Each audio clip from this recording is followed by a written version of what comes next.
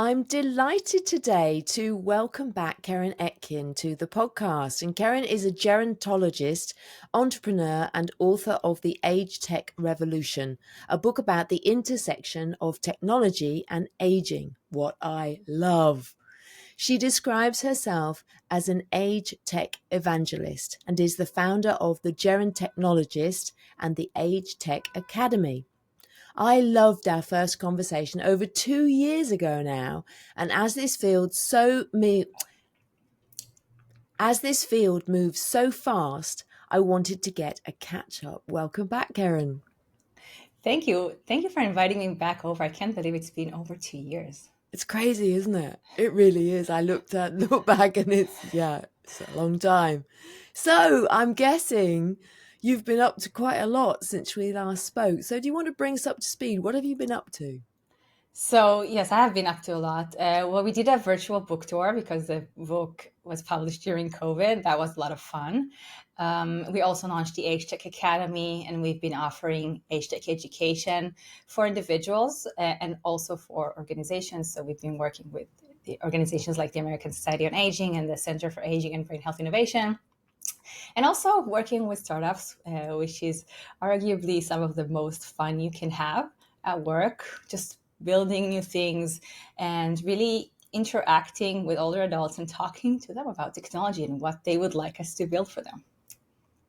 And what are the big changes that you've seen?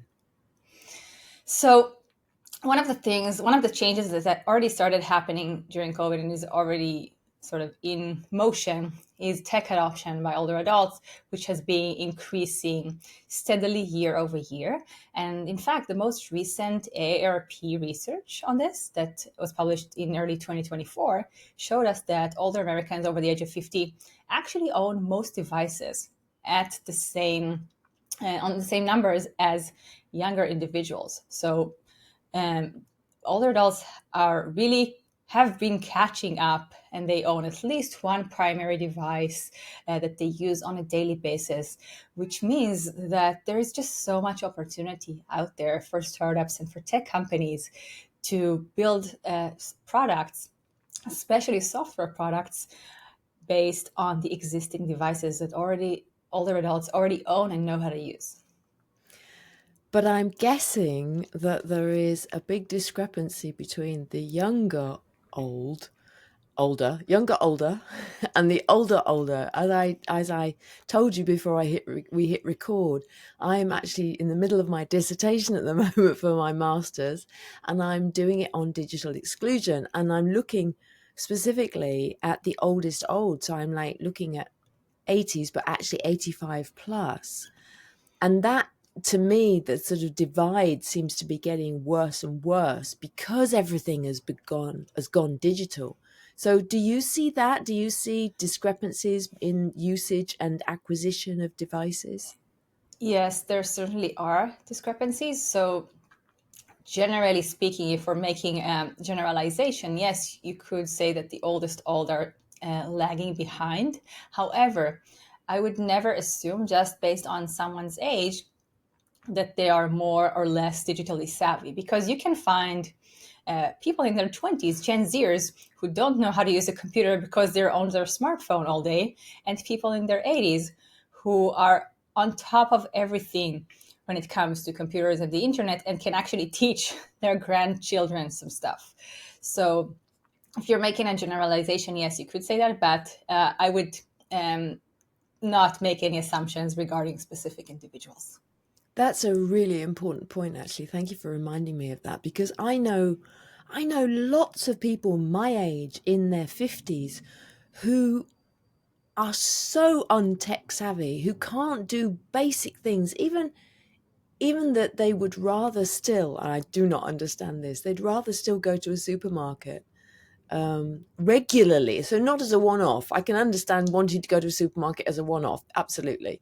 But if they have to get groceries and they're under time pressure, they won't use online shopping even. They will actually go to the store, and it's out of their way and it's difficult, but they'll still do that. I don't understand that. There are lots of people my age. And one of my questions were going to be actually is how do people in midlife make sure that they don't become those digital dinosaurs as they get older? Well, I think, like everything else in life, it's about motivation. So if you are motivated to stay on top of things and to stay ahead of the curve and to stay up to date when it comes to technology, you will. And I think some of the motivation comes from work. So if you work in an office, you have to stay on top of things, right? And your employer will oftentimes provide you with training, ongoing training to make sure that you do. However, I feel like sometimes there is this cutoff. And so when people retire, they might not have the same motivation, right? They might like to travel, they might like to play tennis. They might not be so interested to try out ChatGPT, right? Because what's in it for them? So at the end of the day, I think it's all about motivations. And one of the great examples, I think, is smartphone use, because there is really there are really great incentives for learning how to use a smartphone, right? You can do your online banking on the go. You can stay in touch with your family and friends. You can get images of your grandchildren on the go. So there are great incentives for that. Whereas for some of the other stuff, the incentives might not be so alluring. So people just don't bother. Yeah. It's very tricky, isn't it? 'Cause I can see people getting left behind way too early, way too early. And that's scary because we've already talked about how quickly everything's changing and how quickly everything's changed in 2 years. So this, I'm interested to get your views on co-design for age tech, because I can see that, if I'm talking about these people who are struggling now in their 50s, by the time they get to their 80s, 90s, the world will have moved on so far. That worries me, actually, that it's almost, this problem isn't going to go away. It's not as if we've now got the digital natives and they're moving up the scale and therefore they'll have the skills, because the technology that they need to use will keep on changing, will keep on evolving, won't it?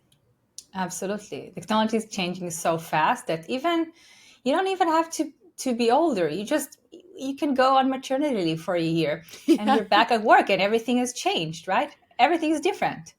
So it is a struggle, and it is a struggle depending on your environment. So if you're a farmer and you live in a remote area, you probably don't care about these things. But if you live in the city and you work in an office or you work at a tech company, then things change very, very fast. And I think at the end of the day, when we talk about co-design, one of the key things I believe that entrepreneurs and product developers need to understand when they are working with older adults to develop age-tech startups is to understand their motivations for using the product, so they can not only create a product that is intuitive to use, but also a product that people want to use. So if you update a version and you change the UI, people just don't all of a sudden give up and say, hey, it's not worth it. And so I think that, yes, technology advances incredibly fast and it's getting faster and faster.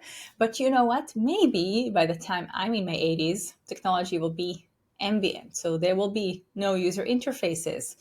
And I will just be able to think what I want and it will be a reality. Like we'll have the Neuralink and we'll have robots. And I Oh won't my have to learn goodness. how to use the technology. The technology Yeah. will learn how to transcribe my brain signals or something. Yeah. Yeah. I can hear your dog, or a dog. But that's all right. We have, It's not what? mine for a change. It's Mine is not. quiet. Yours is quite good. It's all right. We have cats and dogs and washing machines on the podcast, so it's absolutely fine. And usually it's my cat howling out in the background. But so where are you seeing the most investment currently in age tech? Well, naturally, the way that a lot of the capital gravitates towards is digital health. So we have lots of huge digital health funds. And obviously, a lot of the major sort of generalist funds also have a digital health department.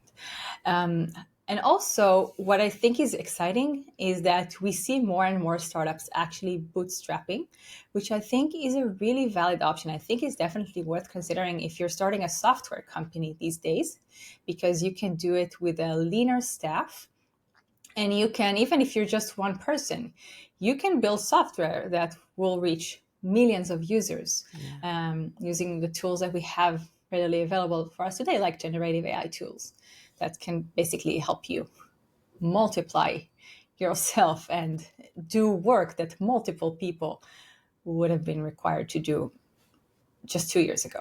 And so there's loads of funding for digital health startups, and also the AgeTech funds that we see today are, they have specific verticals that they might focus on, like caregiving. But at the end of the day, you would see them make almost any investment in this space that they think has the potential to really be a billion-dollar company. I mean, they would not let the company go because it's out of scope if they think it's a good team and a good solution to a really big market. And what I also see that I think is really, really impactful is that we see more grants. So non-dilutive funding is available for startups these days. We have some grants from the NIA in the United States. And we also see What's some the grants. NIA? The National Institute on Aging in the United States has some fantastic grants for startups in this space. And we also have some small grants in the UK. And I know that the Australian government has made a tremendous investment into really pushing forward the infrastructure in the aged care space, which is, it's not grants that are being given to startups, but it is a huge investment that at the end of the day, that money will end up in the pockets of tech companies, which is pretty fantastic. And I feel like the more governments recognize not only that we have to invest in aged care, but also that we have to invest in the digital infrastructure of aged care, that pushes forward the ecosystem, possibly more than any single venture capital fund could. You were talking about user interface. Are you UI? Are you? This is not fanciful that you're talking about a neural link. Are you really thinking that would be possible? I mean, according to what they've published, it's already happening. People are already using the computer with their brains, which is, I mean, that was science fiction until not so long ago. So who knows what will happen? Not just in 1 or 2 years, but in 20 or 30 years. I mean, could you have imagined 5 years ago that you would sit down and have a conversation with ChatGPT, and it would be like a decent conversation? That was unimaginable not so long ago. So you never know what will happen. And I think it's interesting about these changes in user interface, because I've seen this with my mum. She coped very well with a laptop. When I moved her to an iPad, she struggled because she couldn't do it. And it was you that actually taught me about the difference in the skin. And that, because for years I was sort of saying to her, Mum, just do this, do this. And you actually told me that perhaps she couldn't do it because her skin didn't work with the touchscreen interface. And now, Exactly. yeah, and now she can't do the iPad, she can't do the laptop. She's 90. I now have got her an Alexa, but she cannot even fathom the idea that she can control this with her voice. I've written down prompts for her to use. She doesn't use it at all. The only way I can get it to be of use is if I just drop in on her. So I appear on her screen, I'm there, and then I end the call at the end of the call. There's no other way. And this is what fascinates me, because people can't, as they get older, they can't change interface. they get an idea of what works and what doesn't work, and then it seems to get smaller and smaller as they get older. Of course, I'm just looking at my mum here and I'm making a big generalization based on my mum, but I see it with other people as well, because changing the interface is really hard, isn't it? So I beg to differ, because from my Okay, experience please do. with from my experience with voice activated devices. So one of the things that we did in the early days of intuition robotics was, before we had a product, I would go to the homes of older adults. Most of them were in their 80s, with Alexa devices, and I would just plug it in and say, this device, you say Alexa, and then you say whatever you want, and it can do things. And if it can do what you ask it, it will do it. If it doesn't, it will tell you that it can't. And everyone could do it. It was easy. It was intuitive. The only thing that I had to do was put a sticker with the name Alexa on the device, because it's just like a black thingy. So it's a black thing. It doesn't, like, it's not like a person which you can remember their name.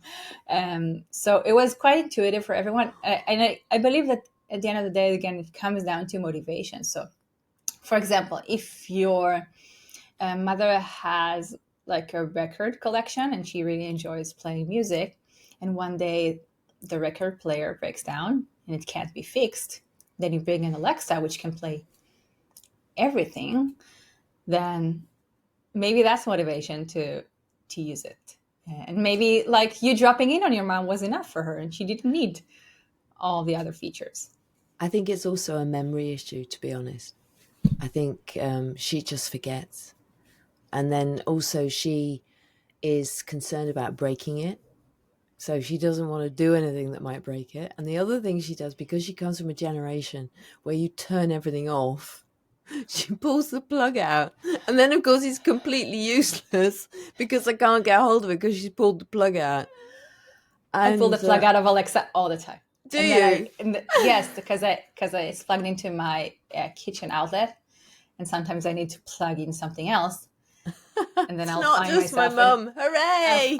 I'll find myself an hour later yelling Alexa and getting angry because it doesn't respond, and then I unplugged it.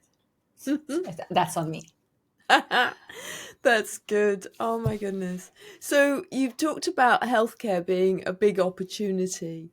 But there are lots of issues with the healthcare as well, because people are nervous about using online healthcare technology, aren't they? Because of the privacy issues and all of that. How do we get around that? And how do we make the healthcare work better? Because I know we've got an NHS app here in the UK and it's very glitchy, it's very clunky, it's not the sort of thing you use unless you absolutely have to. That's what I've been told about the NHS. But I think, generally speaking, having a public healthcare system is a good thing, and people get better healthcare if it's universal healthcare for everyone. And what I can see from our healthcare system is that, first of all, it is universal healthcare, and also the healthcare providers, we have 4 across the country, and you have to be a member of one of those. And they are making huge efforts to not only help people stay healthy, but also to provide their services digitally. So what I can do today, if it's like after hours and the doctor's clinic is already closed, I can not only do a telehealth visit from the comfort of my own home, but I also got, for like $50, which is probably like 40 pounds. Yeah. I got like this device called Tyto, Tyto. Okay. And it allows the doctor to do like a remote examination. So the doctor can inspect my lungs, my throat, my ears, look at my skin remotely during the telehealth visit. So it's as close as possible to a real life visit to the clinic. And it's Wow. incredibly, incredibly useful. I've used it multiple times already. And, that's one of the things that helps people get the healthcare they need when they need it, and not wait till tomorrow, and not wait until next week when someone can give me a ride to the clinic because maybe I live in a remote area and the doctor isn't within walking distance from my house. So I think that's one of the things that a good healthcare system can and should do. And I think that, I'm sure that the NHS also has like an innovation department, and they're actively working on that. So I hope so. hopefully you can get innovations like that in the UK too. That's amazing. That's really amazing. And I should tell the audience you're in Israel, aren't you? So you're talking about the Israeli healthcare Yes, system. So it's yes. But probably the type of quite, device is also available in other markets, I'm is sure. it? Yes. I don't think it's available here. that would be pretty radical. Wow. So, but how can we? I guess how can we make technology more intuitive for older people? How can we get them more on side? How can we get them to be motivated when they're not motivated?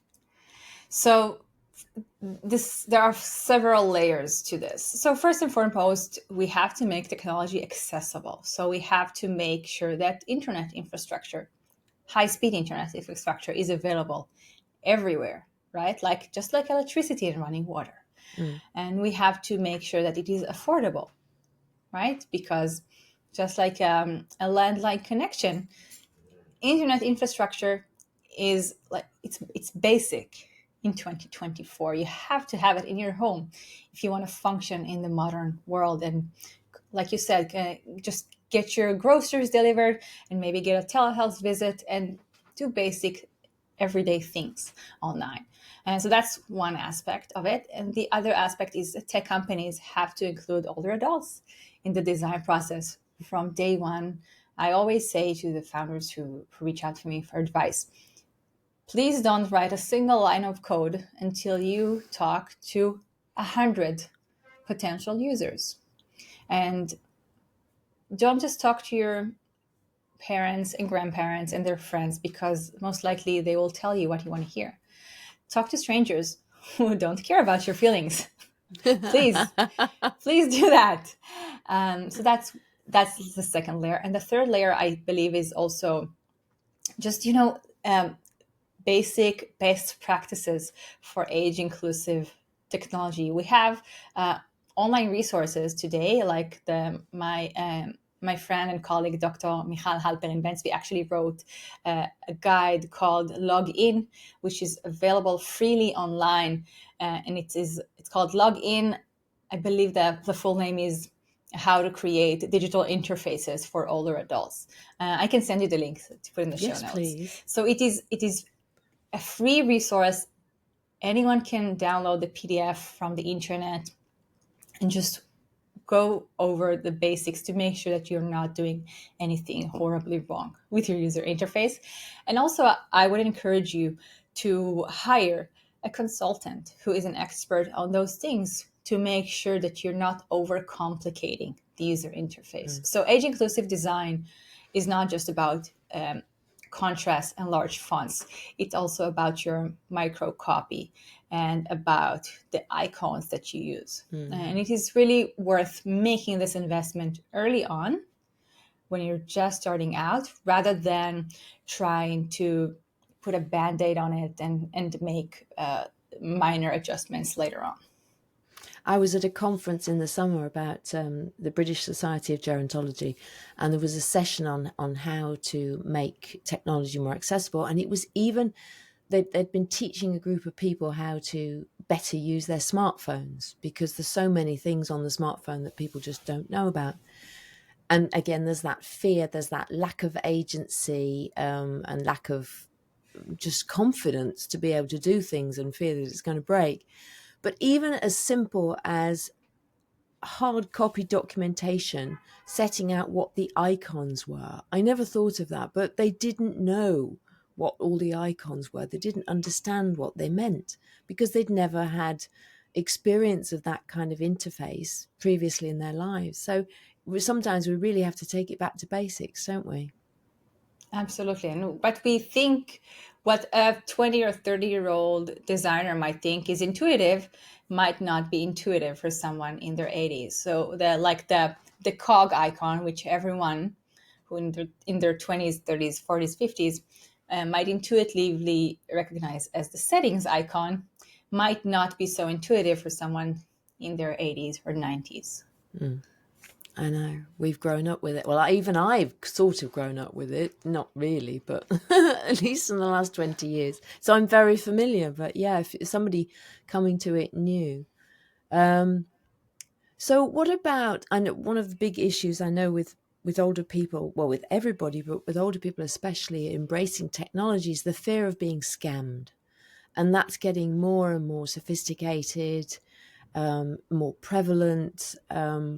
What can we do, or what is being done to prevent these scams from impacting older people? So that too is a multi-layer solution. So first and foremost, I believe digital literacy education should be like our first line of defense, just educating people about how to be safe online. Same way we teach children to not take candy from strangers when they're at the park. You should also teach everyone who might have low digital literacy skills, and doesn't necessarily have to be older people. It can also be younger people who are just not familiar with the internet.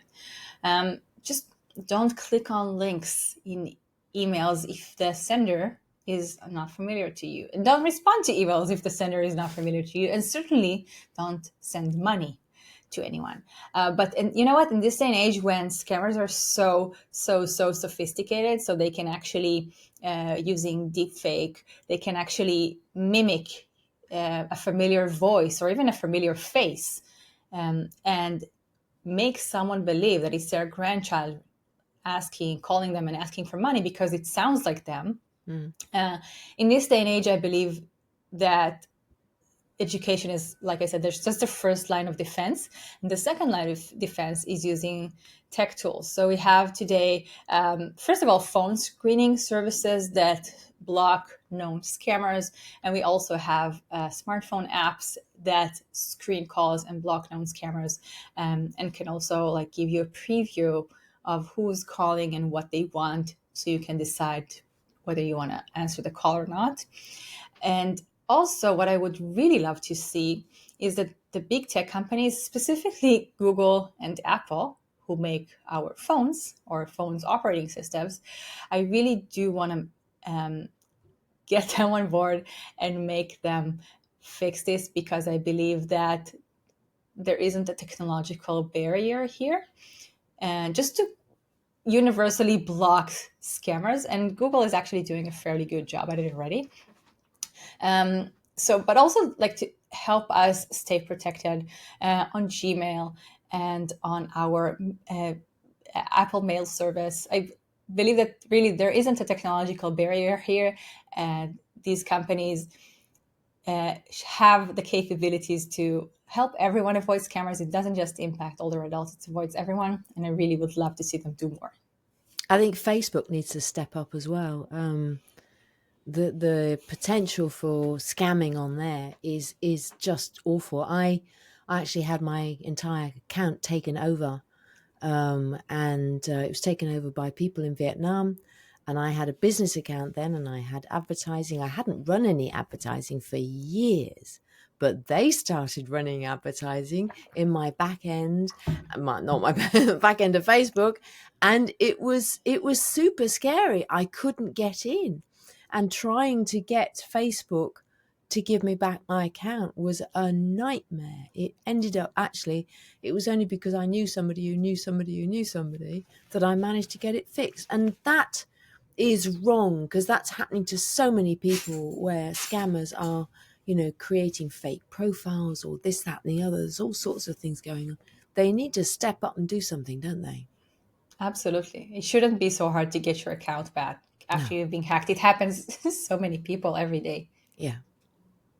The process is dreadful, and they're making all this money and they're not putting it into protecting their customers, which, and that, I don't know, that just seems very wrong. You Very were wrong. only a customer when you were advertising. Yes, that's true. That's true. They don't care about me afterwards. I can just go and jump in a lake, can't I? Exactly. Last time we spoke, you talked about robotics, and particularly robotics in a care capacity for older people, or a company capacity for older people. Have there been any big developments since we last spoke? Has it moved on at all? So it's a slower industry, but what we've seen is remarkable advancements in the area of sort of service robots, so bipedal robots that can walk and have a conversation. So obviously the conversation aspect in many companies is being handled by generative AI in the back end. But getting a robot to walk like a human, or to do somersaults like the Boston Dynamics robots, it is quite remarkable. And I really hope that at the end of the day, we will have service robots not just in the industry but also in our homes. And I believe that that is inevitable. And hopefully they will also be affordable. So right now, if you want to get your own robot, other than an iRobot, it's quite expensive. But hopefully by the next decade or so, it will be more affordable, and we can have robot butlers, and hopefully they will be great at doing the dishes, and it will have nice manners and all of that. Wow. Wow. So, how can we? I suppose we've talked about it. Really, it's all about education. But do you see any places in the world that are doing this particularly well, where they are being age inclusive, where they are setting up training, where they are making devices available? So yes, some countries are better than others. So generally speaking, I see a lot of effort in the United States towards making technology accessible to older adults. So we see healthcare providers and we see the Medicare Advantage plans providing some tech tools as benefits and some tech training as benefits, so people don't have to pay out of pocket. We see local area agencies on aging in the United States who also sometimes use their budgets to procure technology and distribute to people who live in their area free of charge.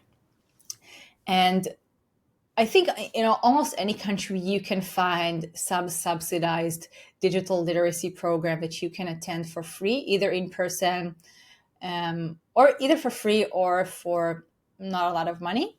And certainly you can find loads of programs online that are available for free. So OATS, which is Older Adults Technology Services, which is a US-based organization, they actually have online digital literacy programs that are absolutely free and can be accessible from anywhere in the world. And so that's one aspect of it. And I also see some effort in some countries in being towards like making internet infrastructure and making sure that the infrastructure is there in rural areas and hopefully making it affordable.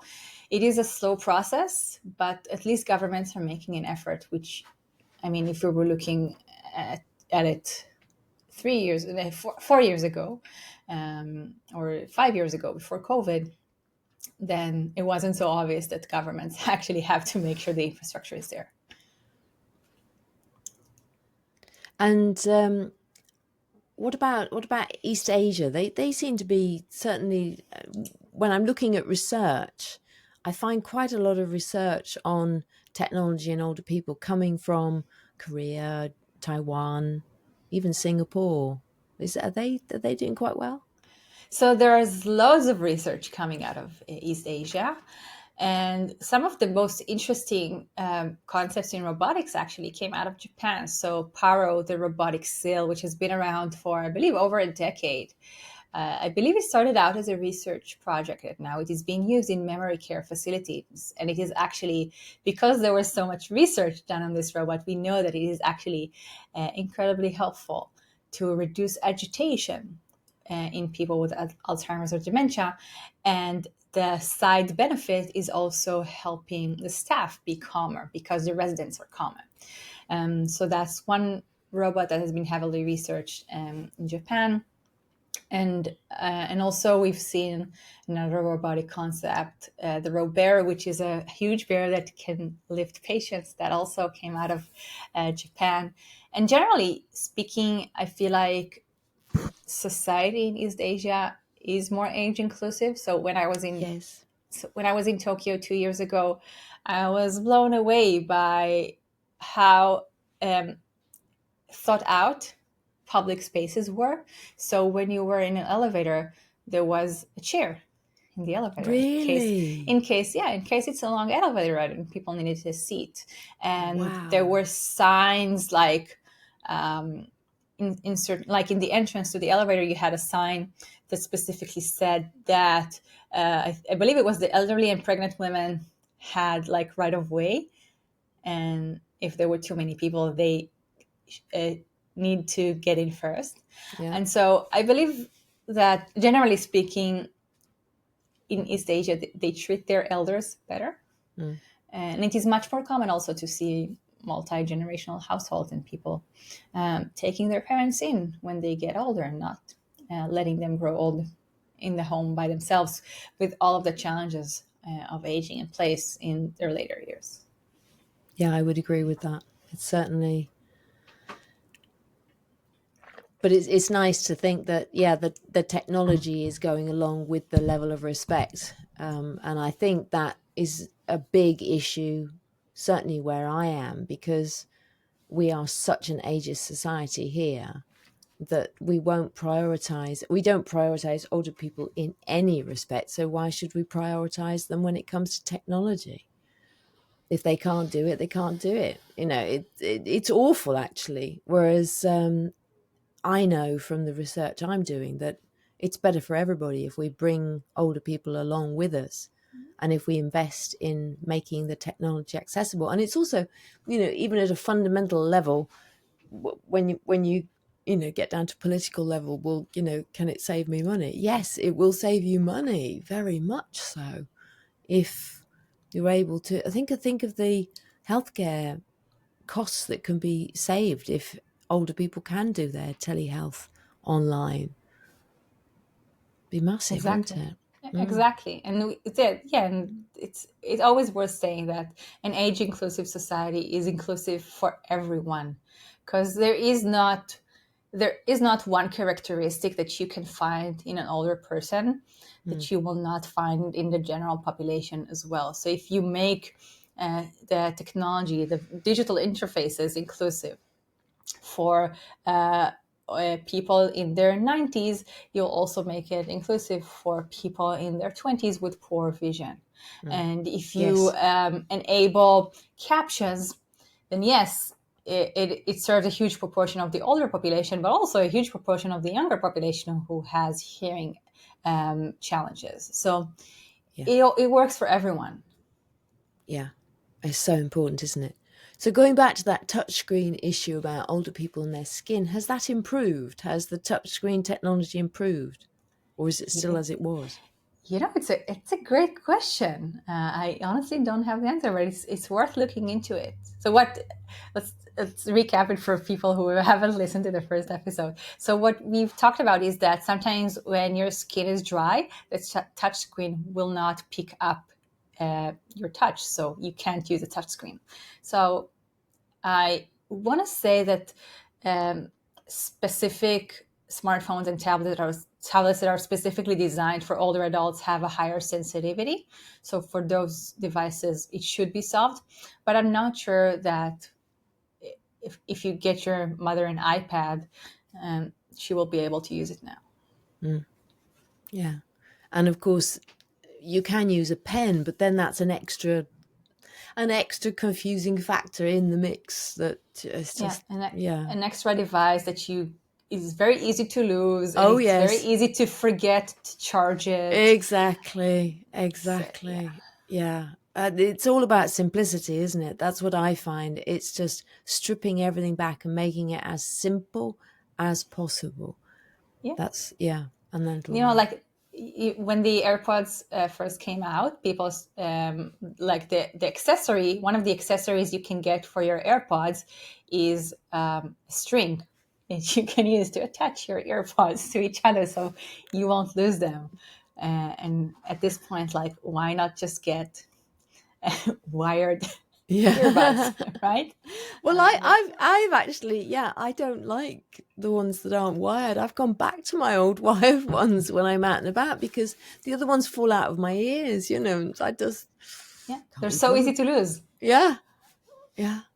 Isn't that funny? Yeah, 'cause to keep it simple, keep it simple. So what are you most excited about in your So, area and looking forward?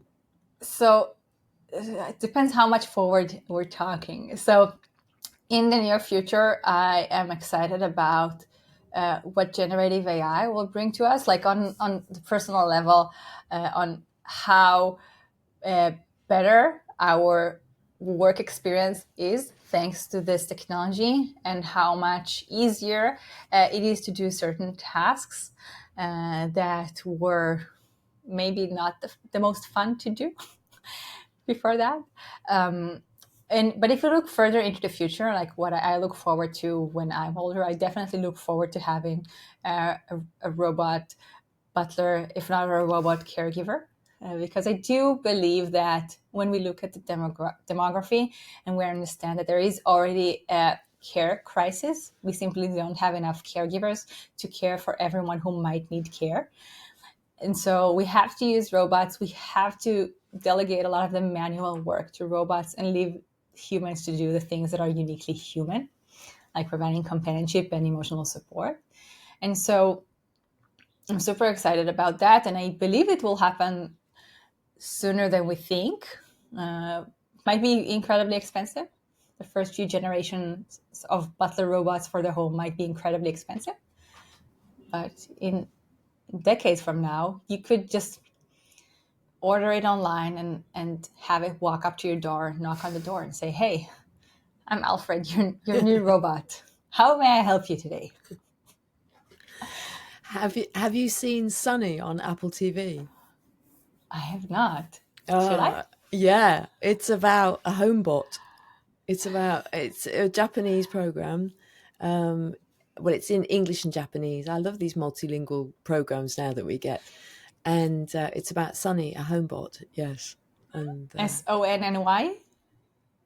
Sunny, I think. Sunny. All right. Sunny. Yes, I'll look it up. yes. I think it's Sunny. Oh, if it isn't, I'll put the correct name in the show notes. But it's really interesting, and it doesn't feel like a very future world. It feels like, just like maybe 5 years hence, 10 years hence. It could So happen. It could happen in 5 years' time. yeah, I mean, you would never have thought that people would have Neuralink transplanted in their brains and they would be able to talk to the computer with their brains. yeah. And I'd forgotten, of course, that is happening because people with severe disabilities are able to speak using that link, aren't they, from their brain to the computer. And it gives Yeah. them a voice and it gives them speech. Yeah. Yeah. Used to be science fiction. Now it's just science. Yeah. Yeah. Wow. So, what do you want people to know about technology in general and how we can best prepare for the future? It's a great question. So, generally, I would love people to understand how much is already available in the market today. So, there are hundreds, if not thousands, of age tech startups globally who are tackling the challenges of aging with the most innovative technology, but also with really simple solutions. And you can find some of these solutions on Best Buy or on Amazon. And so I do encourage you, if you are an older adult or family caregiver watching us right now and you have some sort of challenge, I do encourage you to do like a simple Google search and see if there is already a digital solution to the challenge that you're facing. You can also head over to the gerontechnologist.com and check out our market map, which we update at least once a year. So that's like the most important thing. I like to call myself an AgeTech evangelist because I like to spread the word and just let people know how much is already available out there using the technology that we already have at our disposal. That's like if I want people to take one message out of this podcast, that's the one I would want them to go with.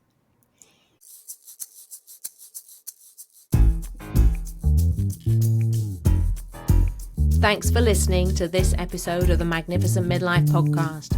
If you enjoyed it, please subscribe, follow, and share it. Also, giving a 5-star review really helps get the word out. You'll find the show notes at magnificentmidlife.com. That's also where you can get my book, Magnificent Midlife, Transform Your Middle Years, Menopause, and Beyond. Make the very best of your next chapter. Help me change the world, one magnificent midlife woman at a time.